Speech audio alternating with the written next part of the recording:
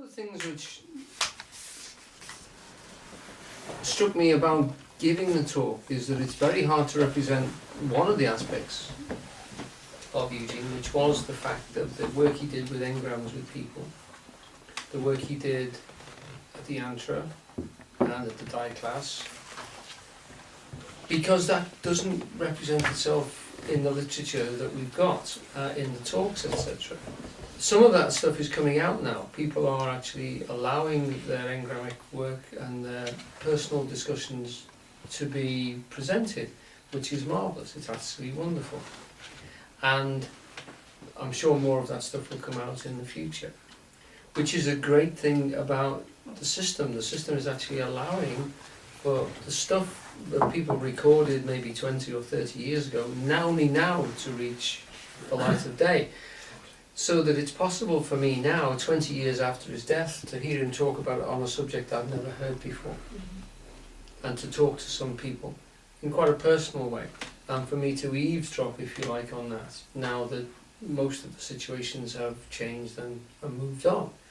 And that is fascinating as well. The access that we've got to him is incredible.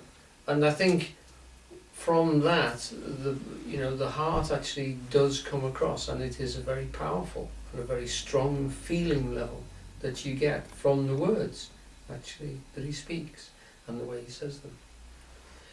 But the next part was to go from that and to say that,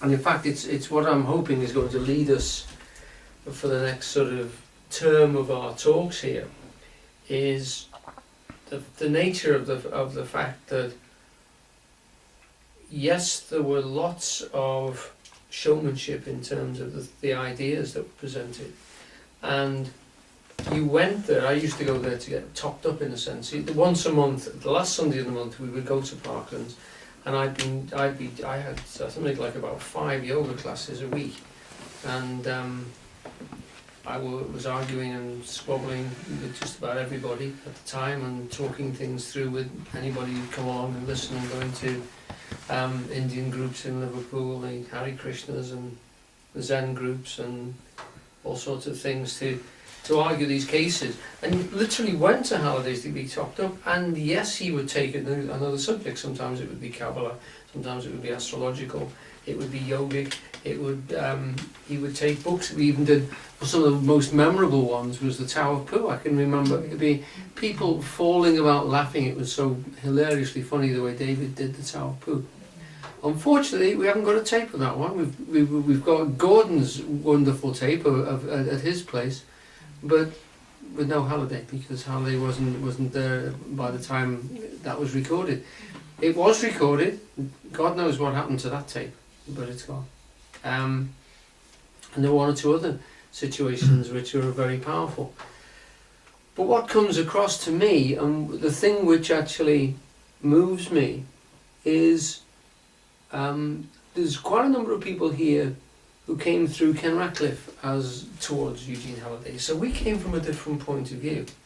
We came from literally yoga work, and Eugene had recommended a whole system of study which was a practice.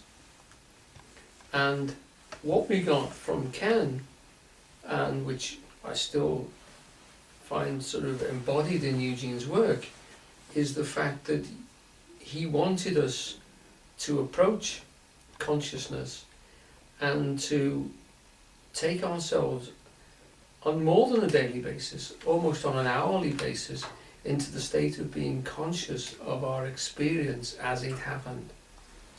And this was pushed across to us by Ken as being the point of all of Eugene's work. Now, I've got it here in Reflexive Self-Consciousness, and I know we've all read it, everybody here. I'm going to read it again, because this, I think, is just it. This is what he was actually getting us to do. All the other stuff came from this, because I've actually got a situation where I went to see him once, and I said to him that he was making me very depressed, probably along the lines of what Kath was saying, because he knew too much. I said I could never get to he knew everything, And I despaired of getting that level of information inside me. And he said to me, he didn't know everything. Most definitely, there were lots of areas he didn't know.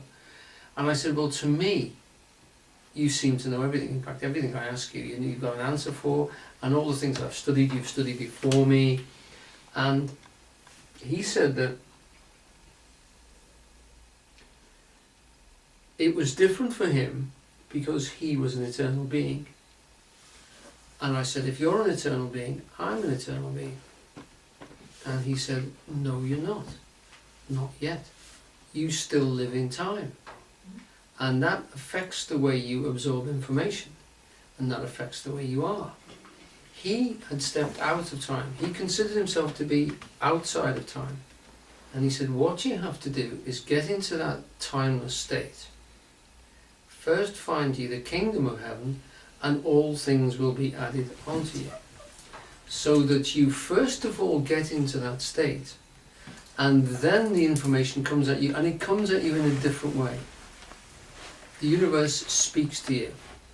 Now we can talk about this, and I was hoping to go on and talk about it in terms of yoga parlance, because he taught me through it in terms of yoga parlance, so I do know it.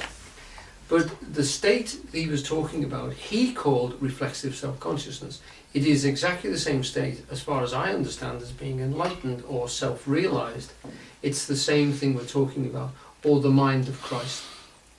All these religious terms are talking about the same thing he called reflexive self-consciousness. And he said you get that first. You don't get all the learning first. You go for that. You go for that because that's where you're going for gold. And when you've got that, you then have the time or the eternity to process all these other ideas, and you'll understand them from the inside out. You don't need to stick them on there. You're in them, you're underneath them, you're inside. So, I'm going to read what he says about reflexive self-consciousness. Now this is Ken's book about yoga, and it's good to read it again. I've been reading it again over the past couple of days. I'm just going to read the bit about reflexive self-consciousness. Not that I ever practiced it like this often, but I'm going to tell you what we did used to practice. Right. To gain reflexive self-consciousness, a certain exercise must be practiced, in principle, continuously.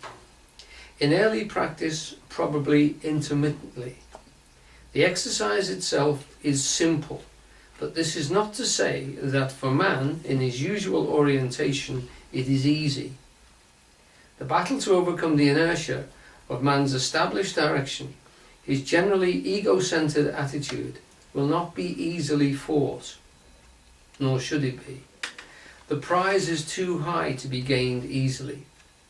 Here is the exercise. When one is looking at something, or considering an idea or experience, a feeling or emotion, or performing any action, so that covers just about everything. Let me go through that again.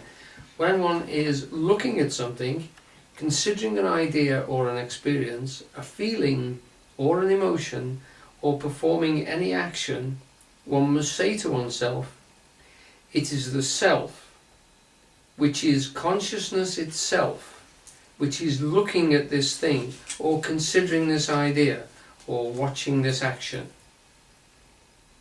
On saying it is the self, which is consciousness itself, one must make oneself aware that the self is consciousness itself, awareness, sentience. When saying looking at this thing, one must make oneself aware of a directional flow of attention from the consciousness to the thing. On saying this self I am, I return to the self, one must focus oneself again on the consciousness and again become aware of a directional flow of attention. But now from the thing back to the consciousness self. This backflow of consciousness to the self is what I mean by reflexive self-consciousness.